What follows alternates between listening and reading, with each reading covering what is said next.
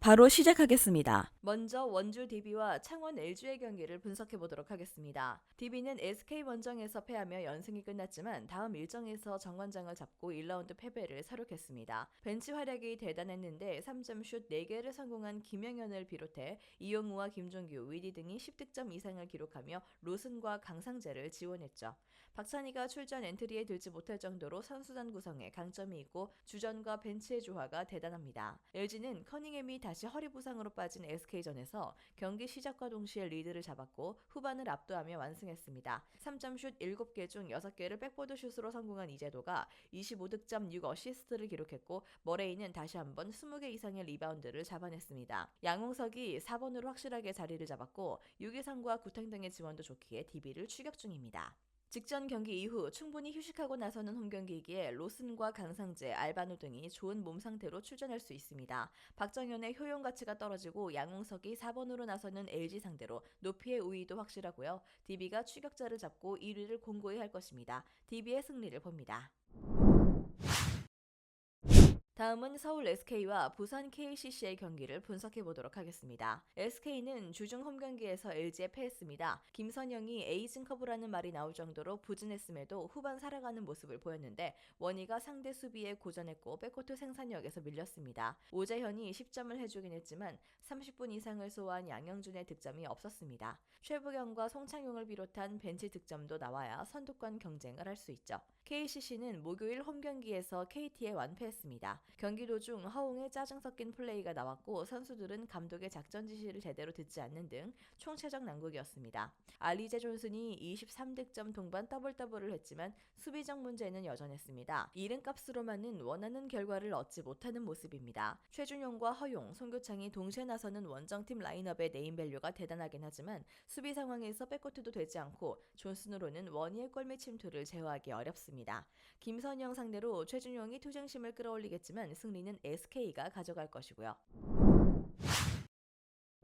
다음은 한국가스공사와 수원 KT의 경기를 분석해 보도록 하겠습니다. 가스공사는 KCC 원정에서 승리하고 연패를 끊어냈고 그 이후 일주일 이상 휴식했습니다.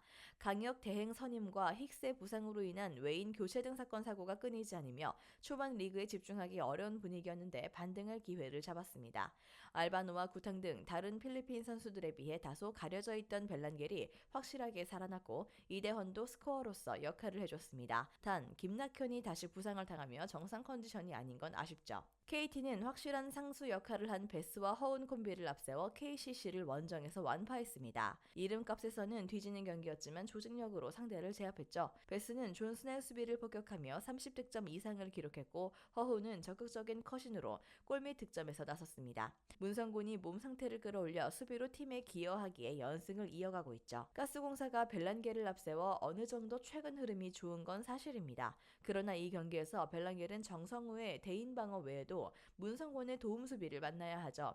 베스와 허운이 득점을 이끌 수 있고 이두원이 골밑에서 백스를 지원할 KT가 연승에 성공할 것입니다.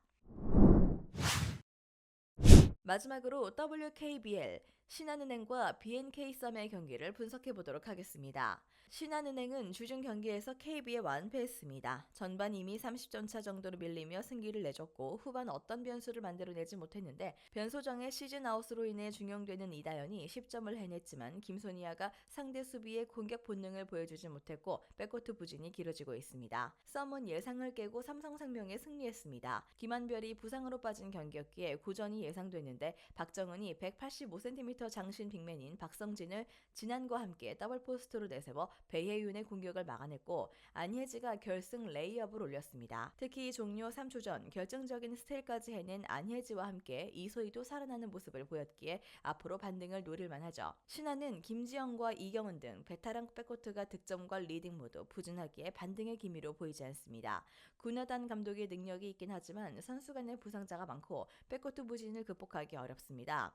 진한이 20득점 동반 더블더블을 해줄 수 있는 썸이 경기를 지배할 것이고 썸의 승리를 봅니다. 영상에서 알려드리는 내용들은 모두 1차 분석 내용들이며 2차 분석과 최종 조합픽은 영상 하단 고정 댓글 링크로 문의 주시면 안내 도와드리도록 하겠습니다. 시청해주셔서 감사합니다.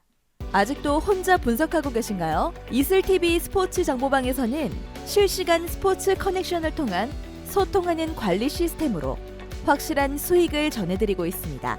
정보방 입장 조건은 없으며 일반인들은 쉽게 접할 수 없는 배당 흐름 분석, 모든 경기 라인업과 결장자, 마지막으로 분석 모델링을 통한 최종 조합비까지 무료로 제공해드리고 있습니다. 물론 마음에 안 들면 둘러보시고 나가셔도 됩니다. 혼자 하면 단기간으로 수익을 볼 수도 있겠지만 함께 하면 장기간으로 꾸준한 수익이 가능합니다. 정보방 무료 참여하시고 꾸준한 수익을 원하시는 분들은 영상 고정 댓글 링크로 문의 주시면 안내 도와드리겠습니다. 늦지 않았습니다. 함께 합시다.